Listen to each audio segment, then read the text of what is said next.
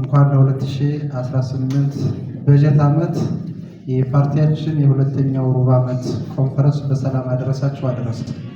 ይህ ኮንፈረንስ ከችግራችን የምንወጣበት፣ የምንመክርበት፣ የምንዘክርበት፣ የወረዳችንን የፓርቲያችንን እሳቤ የምናሰርጽበት፣ የሰባተኛው የሀገራዊ ምርጫ ሂደቶችን የምናሳልጥበት ኮንፈረንስ እና የምንግባባበት የስራ አቅጣጫ የምንመራራበት ይሆናል ብዬ አስባለሁ። ኮንፈረንስ በመሀሪው ያለቀለት ሳይሆን ውይይት ላይ መሰረት ያደረገ ነገን አሻግሮ የሚያይ ከታች ወደ ላይ ሀሳቦችን ይዞ የሚሄድ እንጂ ከላይ ወደ ታይ የሚወርድ አይደለም። እንደ መነሻ እነዚህን ይዞ ይቀርባል። ስለሆነም በህብረት አመራሮች፣ ቤተሰቦች፣ አጠቃላይ በወረዳችን ወይም በተቋማት ሲሰሩ የነበሩ ተግባራትን አፈጻጸም፣ በሱፐርቪዥን የታዩትን ጠንካራና ደካማ ጎኖች በመገምገም የቀጣይ ዳይሬክሽኖችን እናስቀምጣለን። ውይይቱ የተሳካ የሚሆንና የቀጣይ ዳይሬክሽኖችንም እናስቀምጣለን። ምን ይሆናል፣ እንዴት ይሆናል የሚለውና በተለይ የህብረት አመራሮች ከአንዱ ህብረት ወደ አንዱ ህብረት ልምድ የምትቀያየሩበት ይሆናል። ፓርቲያችን ብልጽግና ለጠንካራ ሀገረ መንግስት ግንባታ መሰረት ነው ብሎ ያምናል። ለጠንካራ ፓርቲ ምስረታ ደግሞ ጠንከር ያሉ አደረጃጀቶች፣ ጠንከር ያሉ የታችኛው መዋቅር የሰው ኃይል አባላት ያስፈልጉታል ብሎ ያምናል። ይህንንም መሰረት አድርጎ በዚህ ክፉ ሰዓትም ቢሆን እነዚህን አደረጃጀቶቻችንንና አባሎቻችንን የማይናወጥ አቋም ኖሯቸው ለመጪው ጊዜ ብቁና ዝግጁ የሰው ኃይል እንዲሆኑ በማድረግ በኩል የአደረጃጀቶች ከሚጠናከሩበት ሜካኒዝም አንዱ አደረጃጀቶችን በልካቸው ለመገምገም እንደነዚህ አይነት ኮንፈረንሶችን ያካሂዳል። ያለማቋረጥም እስካሁን እያካሄደ ቆይቷል። ብዙ ክፉ ነገሮችን አሳልፈናል። ባለፉት ቅርብ ዓመታት ብዙ አስከፊ ነገሮችም ገጥመውናል።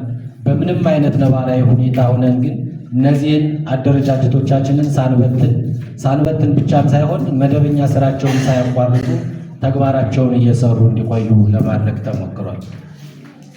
ፓርቲያችን ብልጽግና እንደመነሻ እንደምታውቁት ጠንካራ ግለሰብ ለጠንካራ ማህበረሰብ፣ ጠንካራ ማህበረሰብ ለጠንካራ የአስተዳደር ምስረታ ብሎ ያምናል። በዚህም ምክንያት እዚህ ያሉ አባላት ፓርቲያችንን የታችኛውን መዋቅር ጠንከር አድርገው ይዘው ለሚቀጥለው ምርጫ ብቁ ሆነው እንዲገኙ በትኩረት እየሰራ ይገኛል። ከላይ እስከታች ይህንን አጠንክሮ እየሰራ ነው ያለው። ዛሬ የሚካሄደው ኮንፈረንስ በብዙ ነገሮች የተለየ አድርገን ልንመለከተው እንችላለን። የመጀመሪያው ነገር ፓርቲያችን በዚህ ሀገር ውስጥ በብዙ ምስቅልቅል ነባራዊ ሁኔታዎችም ውስጥ ሆኖ ሀገርን ከነበረችበት ምስቅልቅል ያለ የኢኮኖሚና የፖለቲካ ነባራዊ ሁኔታ አውጥቶ በዓለም አቀፍና በአፍሪካ ደረጃ ተስፋ የተጣለባት ሀገር እንድትሆን ማድረግ የቻለ በሀገራችንም ሆኖ በማያውቅ ደረጃ በሚቀጥሉት አጭር ዓመታት የሚሰሩ የ30 ቢሊዮን ዶላር ፕሮጀክቶችን ይፋ አድርጎ ለምርጫ እየተዘጋጀ ባለበት፣ ከዚህም ባለፈ ደግሞ ብዙዎቹ የተበተነች ሀገር ልትሆን ነው ብለው በሰጉበት ሰዓት ሰባተኛውን ሀገራዊ ምርጫ በሙሉ አቅምና በሙሉ ፍላጎት ለማካሄድ እየተዘጋጀ ባለበት ሰዓት የሚካሄድ ኮንፈረንስ ነው።